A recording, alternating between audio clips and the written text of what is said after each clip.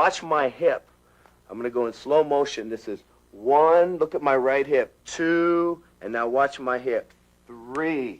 That way, the second that I hit this arm, boom, when I'm here, the minute I hit the arm, bam, that's where the kick can come in. Okay? That's the idea. Now, as he comes in, boom, I go here, boom, that's my kick, bam. Now I step out on an angle. I can't bend that arm, okay? What would make me bend that arm in a fight is the fact that I actually landed that shot in the nerve, and I actually took the eye. So if we do happen to miss that, okay, boom, and I can't get that, boom, then I just come back up and wrench it on this side. Now that headbutt becomes a lot easier.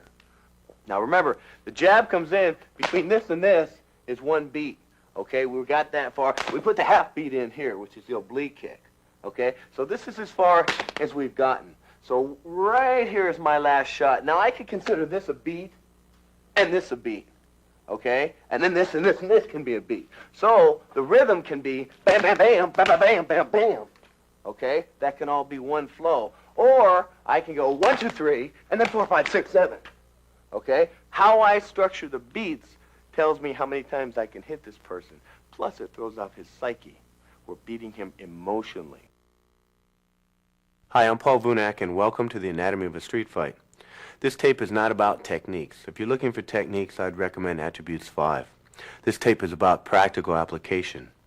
I've seen martial artists from every walk of life: professional boxers, kickboxers, grapplers, karate men, kung fu men, masters, grandmasters.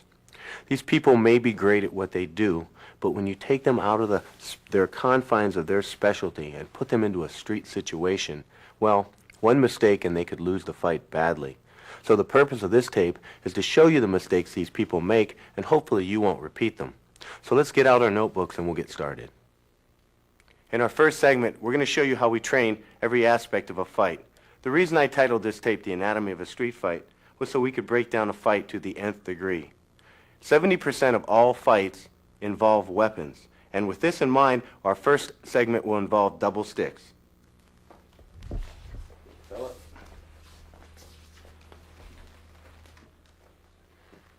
Okay, Pat, Ed, ready? And go.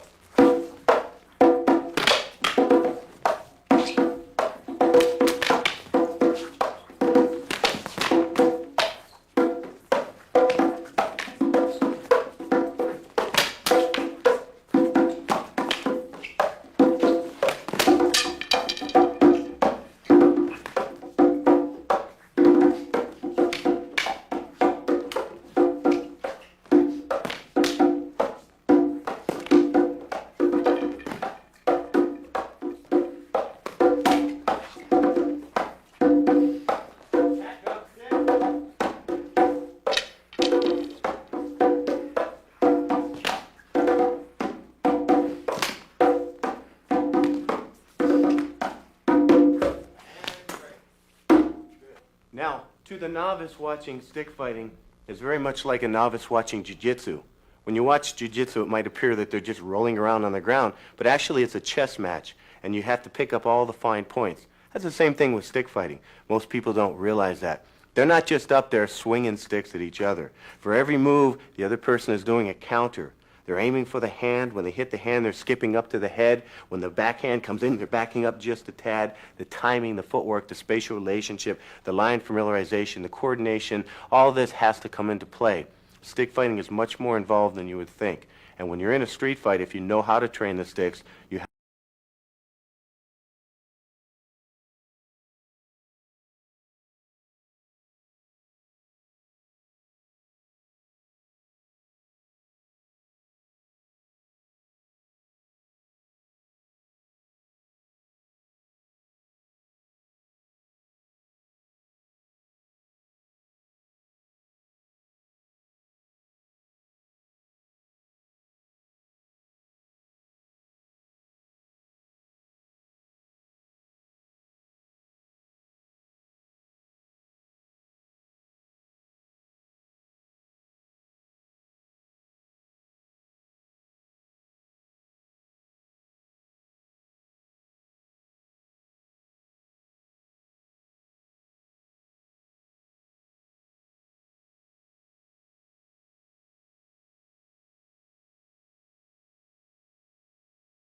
have Shram and Roy stick fighting. I want you to notice all the fine points on this round. First of all, look at their feet.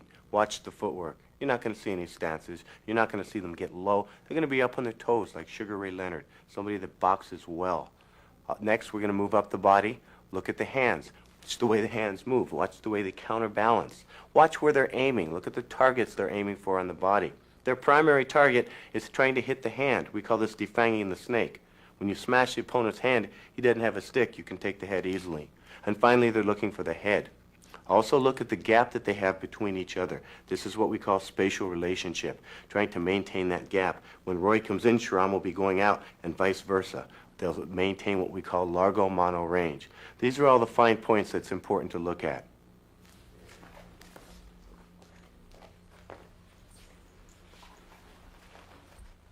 Okay, ready? And go.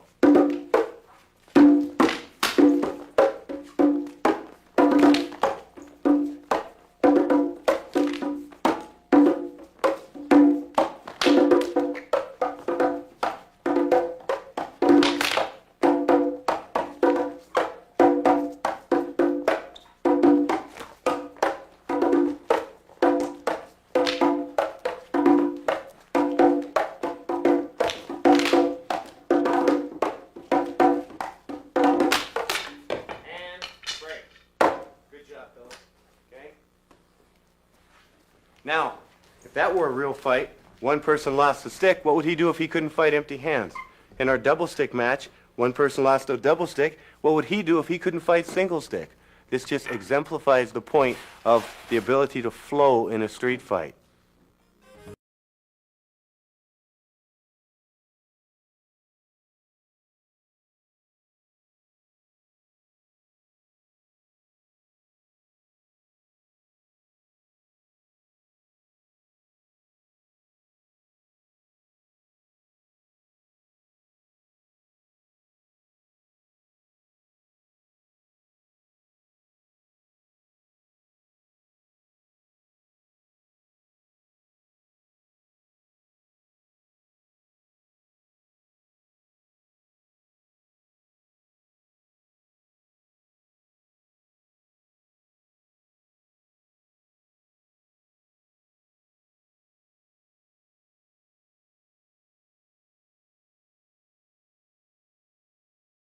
Details. Look for the sweeps, look for the throws, look for the locks, look for the escapes. Again, jiu-jitsu is a game of subtleties, so pay attention to the small points. Okay, guys, one in, start from the knee. Okay, go.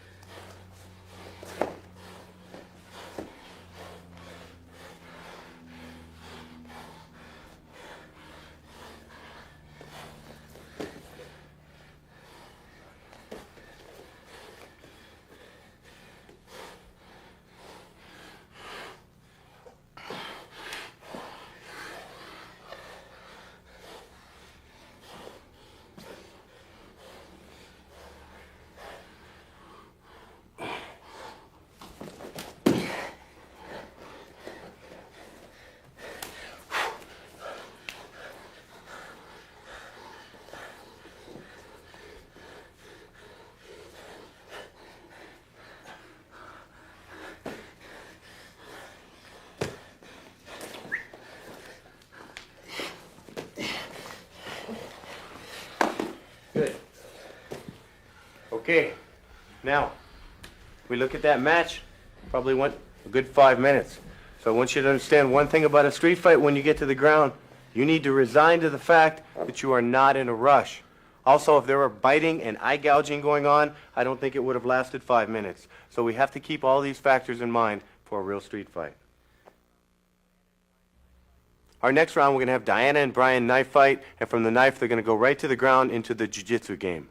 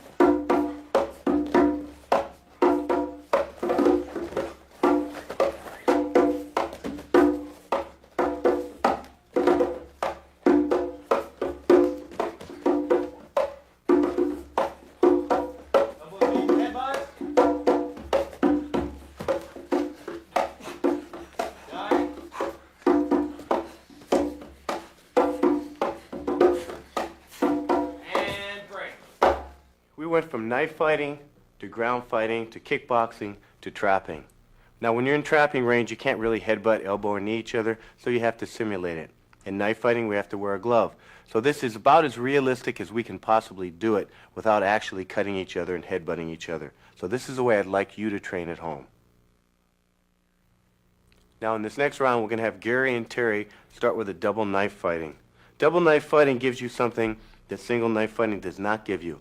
When you single knife fight, you have a tendency to go forward and backward. When you double knife fight, you're going to square off, so your propensity is to go laterally. Also, from the double knife fight, we're going to shoot to the ground right into our jiu-jitsu match. They're going to be rolling around a little bit, and then from there, we're going to pop back up and get into trapping.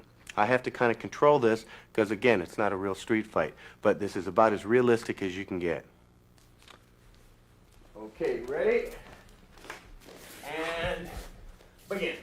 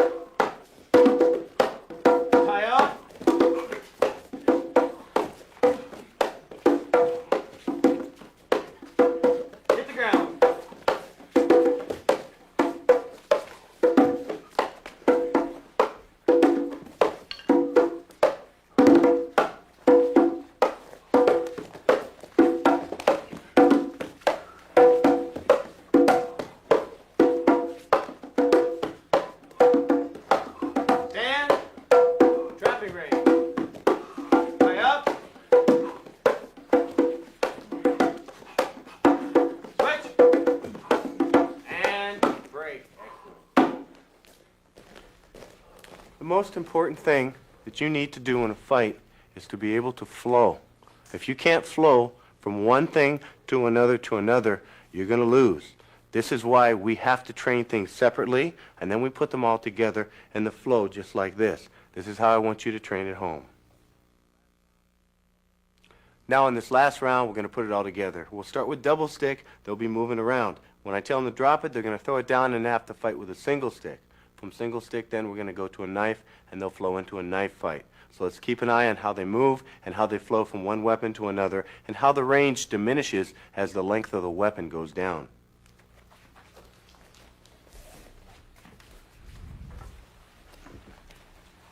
Okay, ready? And go.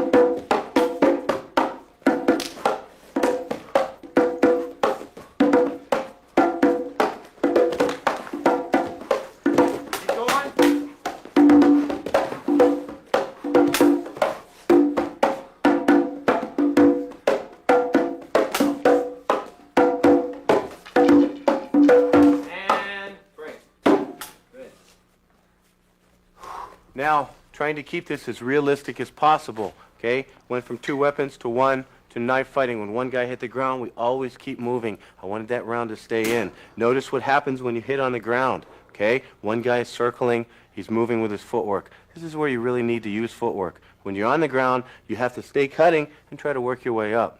When you train at home, if something goes wrong, if you break a stick, if you fall on the ground, it's so important to keep moving, keep the action going.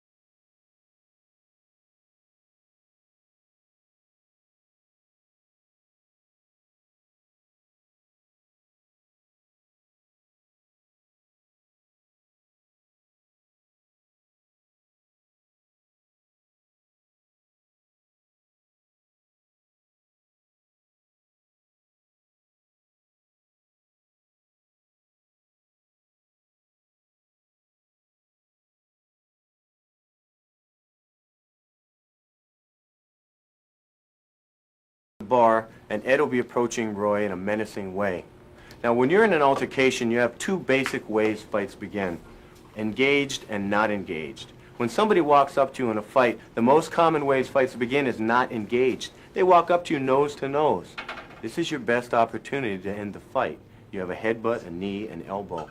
Fight can be over right there. The worst thing you can do when somebody is this close to you is to back up outside of trapping range and put your hands up and begin the fight, which is what most people do. Or they'll cuss or they'll push until finally one guy ends up hitting the other guy. What I want you to do in a fight is to hit first off, elbow, knee, headbutt, straight blast, and finish the fight. We're going to show you now the way an average fight begins.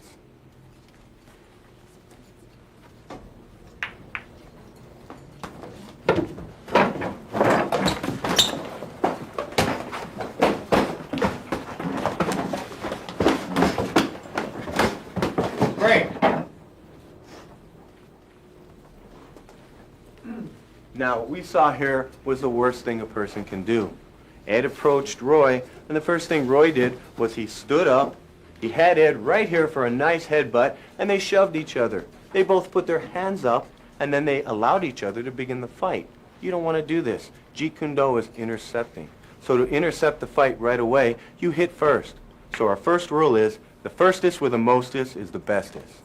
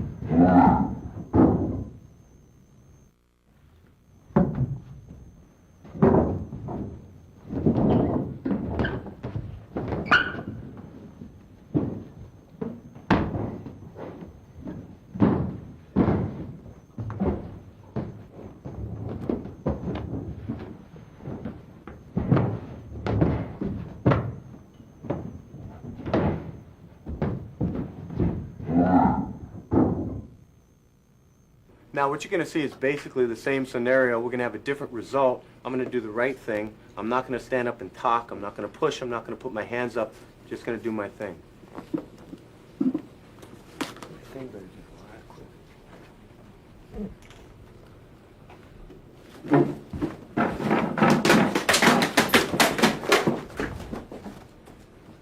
Now, as you notice, Joe could have been a better fighter than me. I don't know. I never gave him that chance. I never put my hands up. I never got into a stance. I just started with a headbutt and ended it. Remember, firstest with the mostest is the bestest.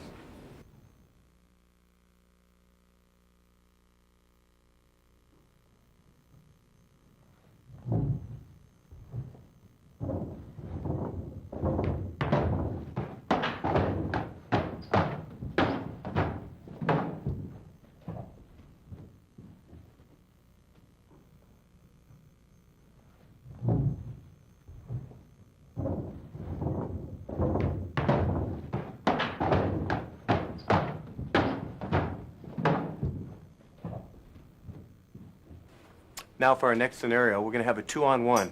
We're going to have Trevor approaching the two people. Instead of splitting the people up, he's going to hit one guy and come back and hit the other guy. This is very common. Jumping right in the middle of a fight. This is not what we want to do. Let's see how the results end up.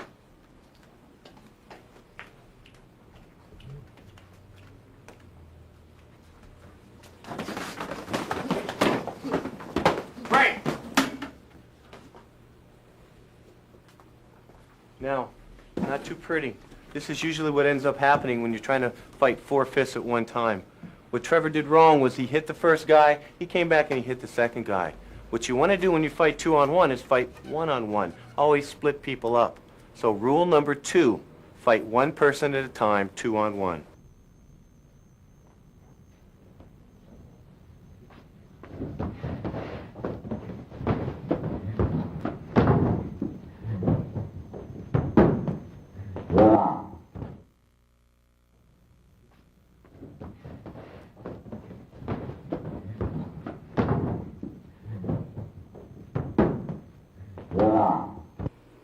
Now what you're going to see here is the same scenario. The only difference is I'm going to split the people up. I'm not going to fight 2 people at once. I'm going to get my first good shot in, and I'm going to do a straight blast. The best thing about a straight blast is it splits people up when you have a mass attack.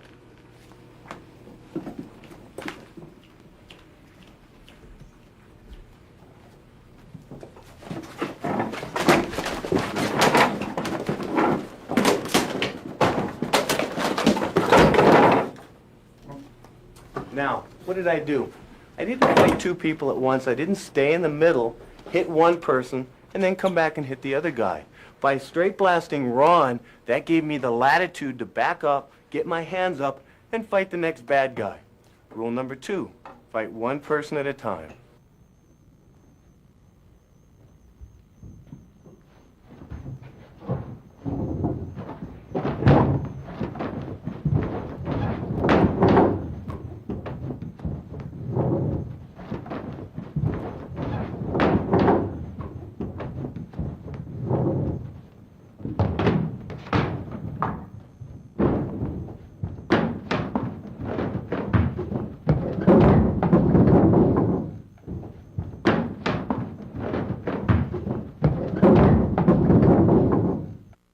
Now in our next scenario is going to be a 3-on-1. A 3-on-1 in a close quarter situation is pretty much a no-win scenario. You have one chance in 100, and that is if you can take the first guy out with one shot, then you straight blast the second guy, that will split them up. Hopefully you'll take him out with a few elbows, knees, or headbutts, then you turn back and engage on the third man to a one-on-one fight. If you don't do that, you're going to be stuck in the middle, what I call the fog of war, and you're just going to get swarmed on. Let's take a look at it.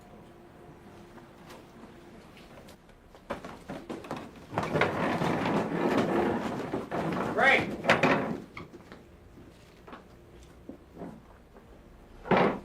Now, Diallo got stuck in the fog of war. What he chose to do was stay right in the middle. He took one punch, he took another punch here, and he got swarmed on by 6 punches. So remember, when we're fighting a mass attack, always fight one person at a time.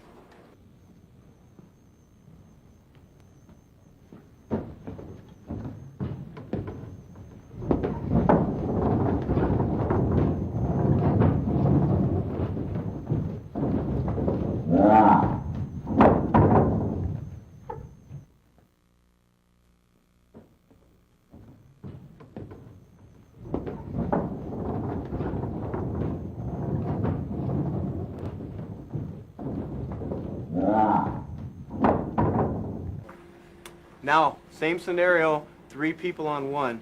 Hopefully I'm going to take the first guy out with my first best blow. I'm going to separate the other 2, and then I got a one-on-one shot. That's my only chance at this.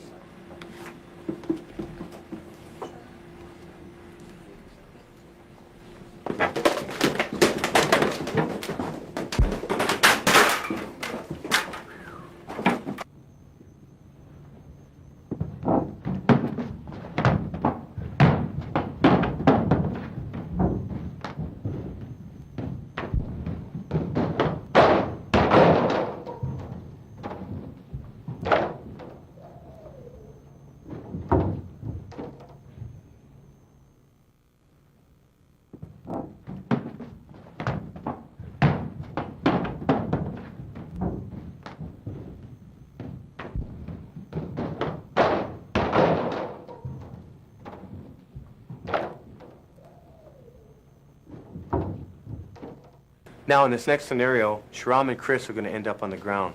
At that point, it will be a good idea to know how to ground fight. Remember, when you're in an altercation, you don't know what kind of a fight you're going to be in. Could be a weapons fight, could be a one-on-one, could be a two-on-one, could be a ground fight. So none of this information is available to you until the time comes. So therefore, you have to have the ability to flow.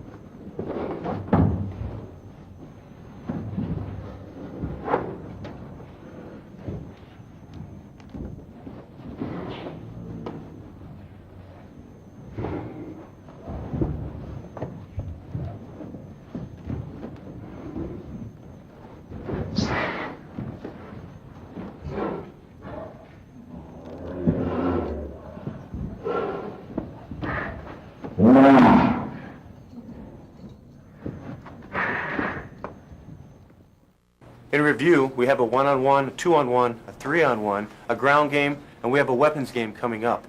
Just keep in mind what Bruce Lee said for rule number 4. Be like water and be able to adapt. Now this next round is going to be 5-on-2. This is basically a no-win scenario. When you have 5-on-2, you have to grab a weapon and have an equalizer, otherwise you don't stand a chance. We're shooting pool. The most logical thing is our pool cue. I recommend you just bust the cue. You have your Sinawali. This is a house cue. That'll work. So follow along with us. Boom.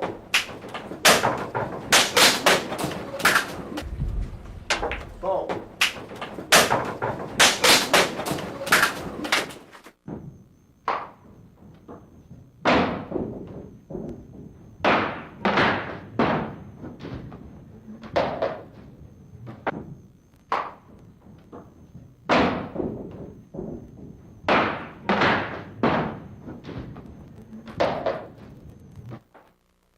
Now, we just had a 5-on-2 fight. As you saw in a 3-on-1, when everybody swarmed on Diallo, you stand no chance whatsoever. So our only prayer would have been to grab a stick, grab any kind of equalizer, which is what we did. So as we look back on the tape, we've had ground fighting, we've had 2-on-1, 3-on-1, we've had weapon work. So remember rule number 5, grab an equalizer.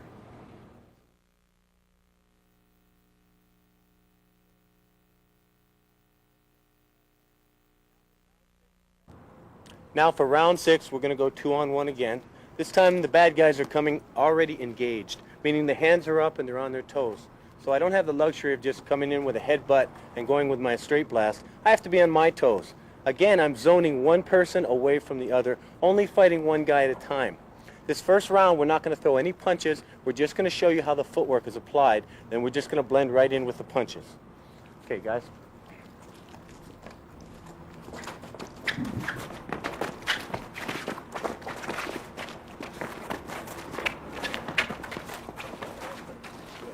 Now we're going to do the same thing. Throw in the punches. Ready? And go.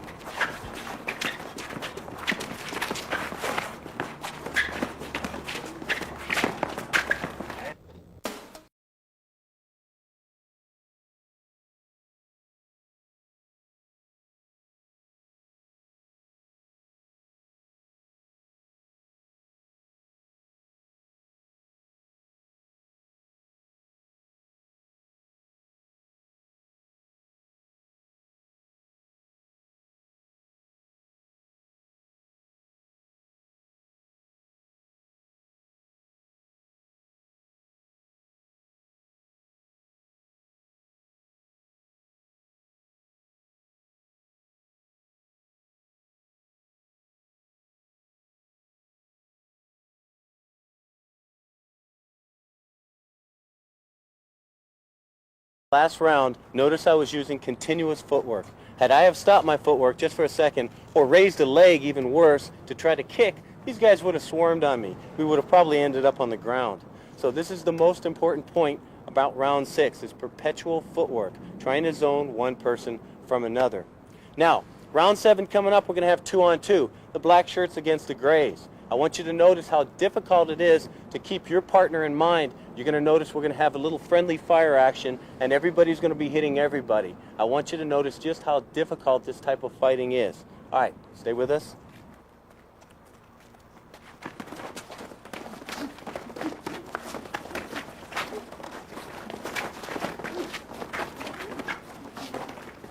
Hey!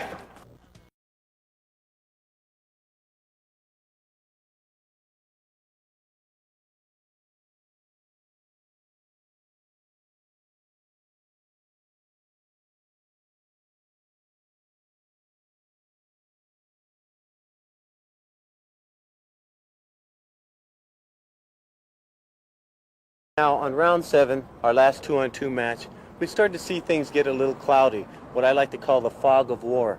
When you have two people fighting two people, even though they're throwing punches, they're not exactly boxing. It doesn't look like a boxing match. Our next round coming up is going to be 3-on-3. You're going to really see this. I want you to try to keep track of the people. We have somebody in gray, we have somebody in black. Try to keep track of who is punching who, so you get to see exactly what a real fight looks like.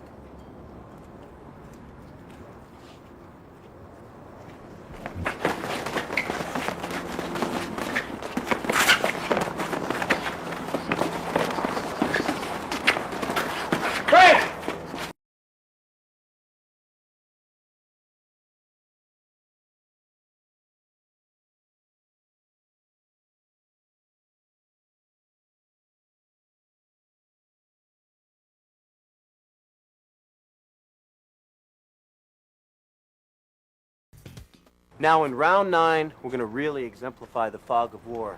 You're in a crowd of people, the punches are flying, and you want to get out. You're going to find out here exactly what you can and can't do. You've got to punch your way out. You can't just walk out. So you'll see the reality of a group fight.